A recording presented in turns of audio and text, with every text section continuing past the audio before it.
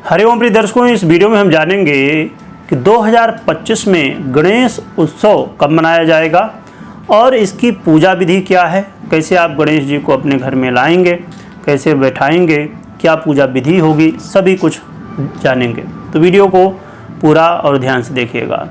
2025 में फ्यूजन की थोड़ी सी स्थिति बनी हुई है, क्योंकि चतुर्थी 26 तारीख को भी है और 27 तारीख को भी है, यानी 26 अगस्त और 27 अगस्त दोनों दिन है। तो इसकी वजह से कन्फ्यूजन की स्थितियाँ बनी हुई हैं।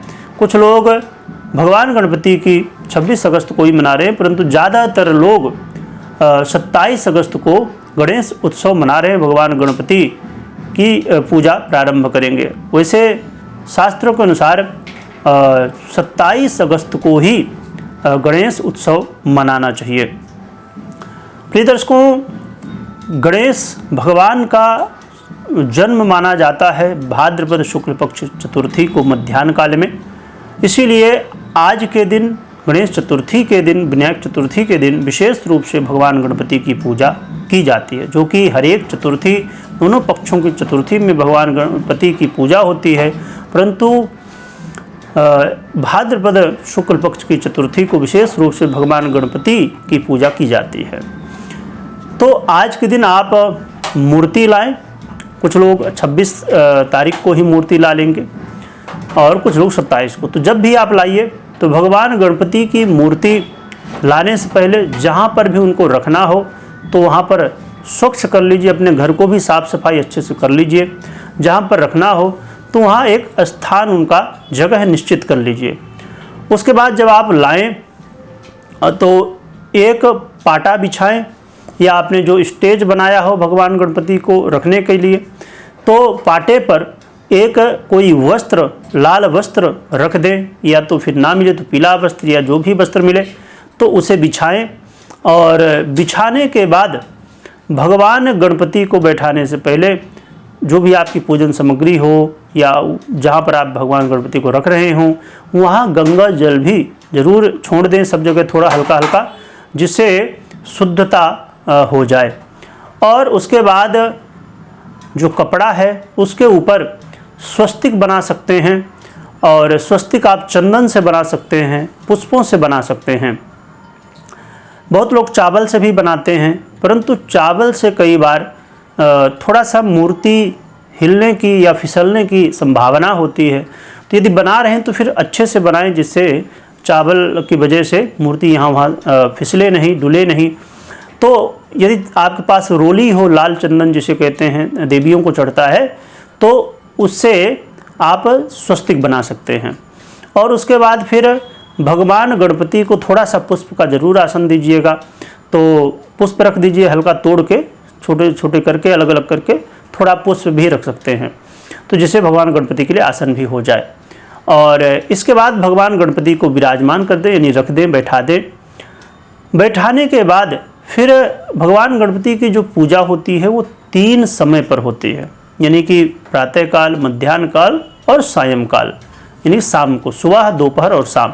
हाँ, जिनकी सामर्थ्य नहीं, व्यवस्था नहीं, समय का अभाव या कोई कारण है, तो फिर मध्याह्न को ना करें तो कम से कम सुबह शाम जरूर करिएगा। इसके लिए, पूजन के लिए कई मुहूर्त हैं, इसकी जानकारी हमने पहले दी है, परंतु एक मुहूर्त जो मध्याह्न काल का, क्योंकि भगवान गणपति का जो जन्मोत्सव मध्याह्न में माना गया है, तो भगवान गणपति का पूजन मध्याह्न में 11:10 से 1:40 के बीच में, इस समय आप स्थापना कर सकते हैं। तो स्थापना के लिए क्या पूजा की विधि होगी, आइए हम जानते हैं। पूजा में पंचोपचार, दशोपचार और षोडशोपचार या राजोपचार पूजन की जा सकती है। तो यदि आप खुद कर रहे हैं तो आप पंचोपचार पूजन कर सकते हैं। बाकी यदि पंडित जी को बुलाना चाहते हैं तो वो षोडशोपचार या आप राजोपचार जैसा आप चाहें तो ऐसी पूजा हो सकती है। कैसे क्या पूजन करना चाहिए? तो भगवान गणपति के पूजन के लिए आपने भगवान गणपति को रख लिया, सभी सामग्री जो पूजन में लगनी है सभी एकत्रित कर लीजिए, और एक शुद्ध आसन लेके, आप भी स्नान आदि से निवृत्त होकर शुद्ध वस्त्र पहन के, या तो आप नए वस्त्र पहन सकते हैं, या नए वस्त्र ना हो तो फिर आप जो धुले हुए शुद्ध वस्त्र हों उन्हें आप पहन सकते हैं। और एक आसन ले लीजिए, बैठ जाइए और बैठने के बाद आचमन कर लीजिए, है ना। अपने 3 आचमन करना है। और ओम केशवाय नमः, ओम नारायणाय नमः, ओम माधवाय नमः, या मंत्र ना भी बने तो आप आचमन कर सकते हैं। ओम ऋषिकेशाय नमः इस मंत्र को बोल के हाथ धो सकते हैं। फिर ये करके और आगे आप जो विधि है उसको ध्यान से सुनिएगा। ये करने के बाद भगवान गणपति से और जो भी आपने वहाँ देवी देवता विराजमान किए हों तो उनसे भी सबसे प्रार्थना करिए। अब देखिए, डिपेंड करता है आपके ऊपर, आपके पास जगह कितनी है ना, उसके अनुसार। तो यदि आपको और भी देवी देवताओं का स्थापना करना है तो आप कर सकते हैं। जैसे कि आप कलश की स्थापना कर सकते हैं, जरूर किया जाता है कलश की स्थापना, और दीपक भी रखा जाता है, दीप स्थापना भी की जाती है। ये 2 कम से कम जरूरी होते हैं। हाँ, ना संभव हो तो कोई बात नहीं, पर करना चाहिए। दीप और कलश इसे रखना चाहिए हर व्यक्ति को। और यदि और भी आपके पास जगह हो या संभव हो आपके लिए तो आप फिर नवग्रह और षोडश मातृका भी रख सकते हैं और सभी की पूजा कर सकते हैं। तो आप ये पहले ही रख लीजिए, पूजन करने से पहले जब गणेश जी को ला के रख दें, इसके बाद ये रख सकते हैं सब। फिर पूजा के लिए आपने आचमन कर लिया। आचमन करने के बाद आप धरती माता को प्रणाम कर लीजिए, भगवान से आज्ञा ले लीजिए। सभी गणपति भगवान, कलश, नवग्रह, दीप आपने जिनको भी विराजमान किया है ना, गणेश, लक्ष्मी, या जिसको आपने जिन भगवान को रखा है, सबसे प्रार्थना करके आज्ञा ले लीजिए कि हम पूजन कर रहे हैं। पूजन निर्विघ्न पूर्ण हो और हमारे जीवन में हर एक तरह से उन्नति प्रगति हो, सभी विघ्न बाधाएं दूर हों, ऐसी प्रार्थना करके और फिर पूजन शुरू करना है। पूजा शुरू करने के लिए आपको सबसे पहले भगवान गणपति के यदि मंत्र बनते हों तो ध्यान कर लीजिए, ना बनता हो तो भगवान को देखते हुए ध्यान कर लीजिए। और फिर आप संकल्प कर लीजिए। संकल्प में आज कौन सी तिथि नक्षत्र इत्यादि जो पता हो तो करिए, नहीं तो जल ले लीजिए। राइट हाथ यानी दाहिने हाथ में जल, चावल और चंदन थोड़ा सा, और पुष्प ले लीजिए, दुर्वा रख लीजिए और कुछ पैसे रख लीजिए। ये रख के और फिर आप संकल्प कर सकते हैं। इसमें यदि कुशा भी आपके पास हो, कुश भी कहते हैं, तो भी रख सकते हैं। और फिर संकल्प कीजिए। संकल्प में आपको यदि मालूम हो जो एक शास्त्रीय विधि है तो ठीक है, नहीं तो फिर आप भगवान से नॉर्मली आप प्रार्थना कर सकते हैं या कर सकती हैं कि भगवान की कृपा बनी रहे और सभी विघ्न बाधाएं दूर हों, आपकी जो मनोकामना वो भी बोल सकते हैं। और इसके बाद ये बोल सकते हैं इसमें कि आपने समझिए हर व्यक्ति की अपनी व्यवस्था है, उसके अनुसार कुछ लोग जैसे 1.5 दिन का, यानी जिस दिन आज लाए हैं कल विसर्जित करते हैं। 1.5 दिन, 3 दिन, 5, 7, 10 दिन, जैसा भी आप जितने दिन के लिए रखे हों तो वो भी आप प्रार्थना कर सकते हैं। इतने दिन आप रखेंगे, भगवान की सेवा करेंगे। तो ये सभी कुछ प्रार्थना कर दीजिए और संकल्प भगवान गणपति के सामने रख दीजिए। जो आपने चावल इत्यादि लिया था तो भगवान गणपति को अर्पित कर दीजिए। एक बात ध्यान रखिए, ये नॉर्मल सी बात है, जब भी पूजा प्रारंभ करें उससे पहले दिया जरूर जलाइएगा। आपने जो दिया रखा था ना उसे जरूर जला लीजिएगा। तो संकल्प करके फिर भगवान की जो है तो पूजा की जाती है। तो यदि आपने मूर्ति, अलग से भी कुछ लोग रखते हैं मूर्ति, तो वो रख सकते हैं। वैसे भी नॉर्मली शुभ लाभ है ना, और रखते हैं लोग। नहीं रखते हैं तो कम से कम रिद्धि सिद्धि भी रखते हैं। यदि जैसा जो भी आपने भगवान को रखा है, तो यदि अलग से मूर्ति आपने भगवान गणपति की रखी है, सुपाड़ी में हो या मूर्ति में हो या और भगवान की मूर्ति रखी हो, तो सबको जो है तो स्नान करा दीजिए, नहला दीजिए। और जितने भी देवी देवताओं को, अब चाहे आपने षोडश मातृका रखी हो, कलश रखी हो या दीप इत्यादि, तो सभी को स्नान कराना है। थोड़ा थोड़ा जल छोड़ना है, हल्का हल्का। यदि मूर्ति है तो उनको प्रॉपर नहलाना है। नहलाने के बाद फिर भगवान को अब आपके पास समझिए जल है तो जल से नहला दीजिए। यदि पंचामृत भी है तो पहले जल से और फिर पंचामृत से नहला दीजिए, फिर शुद्ध जल से। और यदि पृथक पृथक है, यानी कि जैसे शहद, शक्कर इत्यादि जो पंचामृत में सब चीज़ें होती हैं, 5 चीज़ें, तो उनसे अलग अलग भी नहला सकते हैं, जैसा भी हो। तो आप नहला दीजिए। नहलाने के बाद आपको फिर भगवान को जो आप वस्त्र आपने रखा है तो वस्त्र अर्पित करना। नॉर्मली जैसे आपने कलश रखा, दीपक रखा, उन सब के लिए आप कच्चा सूत बहुत कम करते हैं, पर कुछ लोग कुछ जगह पर कच्चा सूत रखते हैं। ज़्यादातर मौली चढ़ाते हैं, जिसे हाथ में बांधते हैं ना, कलाबा भी कहते हैं। वो सब भगवान को थोड़ा थोड़ा 2-2 वस्त्र तोड़ के, है ना। और कहने का मतलब ये है कि एक आपने थोड़ी सी मौली तोड़ी, फिर एक दूसरी भी तोड़ लीजिए। 2 मौली चढ़ाना चाहिए एक साथ में, वस्त्र और एक उपवस्त्र, ठीक है। तो ये आप वस्त्र और उपवस्त्र भगवान को चढ़ा दीजिए। चढ़ाने के बाद फिर आप भगवान, सभी जो भगवान हैं आपके इधर, तो उनको तिलक करिए, ठीक है। तो गणेश जी को ज़्यादातर लाल तिलक, पीला तिलक किया जाता है, जो कि भगवान गणपति को सभी तिलक अर्पित किए जा सकते हैं। और भगवान को सभी को तिलक कर दीजिए। तिलक करने के बाद सबको चावल चढ़ा दीजिए। हाँ, यदि विष्णु इत्यादि की मूर्ति आपने रखी है भगवान विष्णु की, उनको नहीं चढ़ता, पर बाकी चढ़ता है। भगवान विष्णु या उनके अवतार को नहीं चढ़ता। तो आपको सबको चावल चढ़ा देना है। चंदन लगाने के बाद फिर क्या करना है, फिर आपने पुष्प वगैरह यदि रखे ही होंगे तो पुष्प चढ़ा दीजिए। भगवान गणपति को दुर्वा विशेष रूप से अर्पित करें, क्योंकि बहुत प्रिय होती है। और दुर्वा, पुष्प इत्यादि जो भी आपने लाया है वो अर्पित कर दीजिए। जैसे नवग्रह इत्यादि आपने रखा है, कलश रखा, उसमें तुलसी भी, बेलपत्र भी, ये सभी चीज़ें अर्पित कर दीजिए। गणेश जी को तुलसी नहीं चढ़ाना, ये विशेष रूप से ध्यान रखिएगा।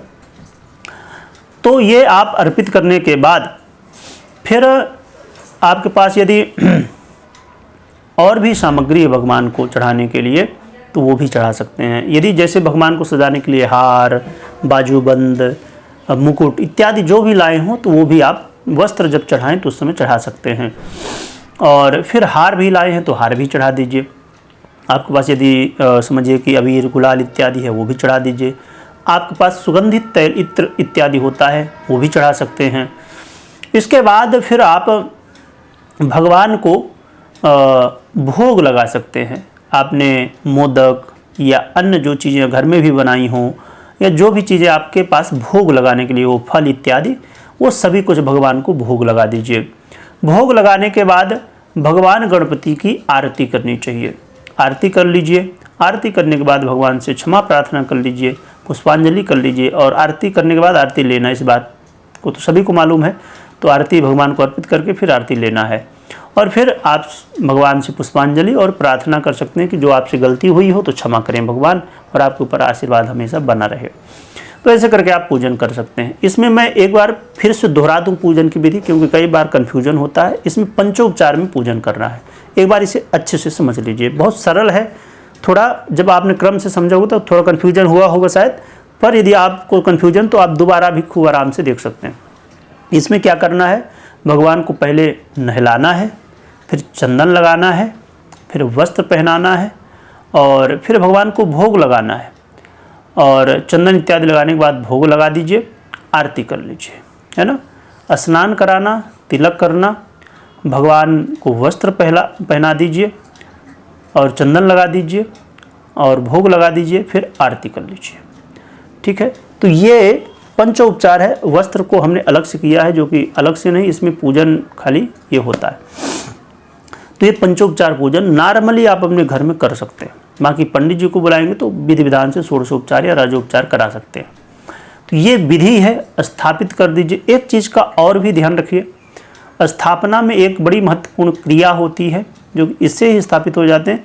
पर इसमें आप अपने राइट हाथ में, यानी दाहिने हाथ में थोड़ा सा चावल बीच में रख लीजिए, और अपने हाथ को भगवान गणपति को टच करना है ना। और टच करके फिर प्रार्थना करना कि आप यहाँ स्थापित हो जाइए।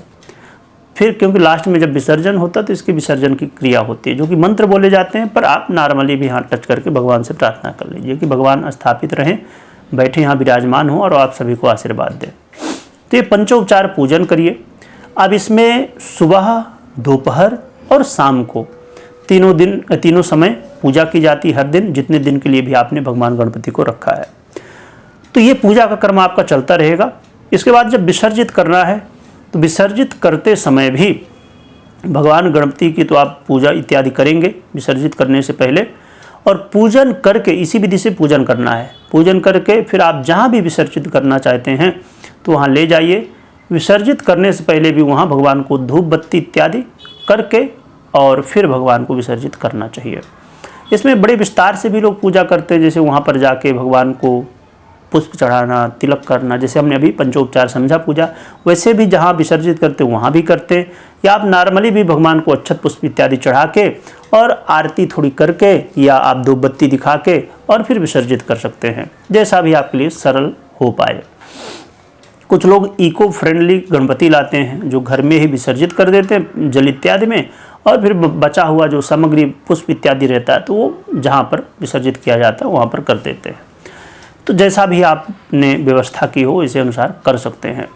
रही बात की पूजा का, एक तो ये मुहूर्त है दोपहर वाला, मध्याह्न वाला, और बाकी मुहूर्तों के लिए हमने पहले से वीडियो डाला है तो आप वो भी देख सकते हैं, या आपके कोई प्रश्न है तो आप हमें कमेंट भी कर सकते हैं।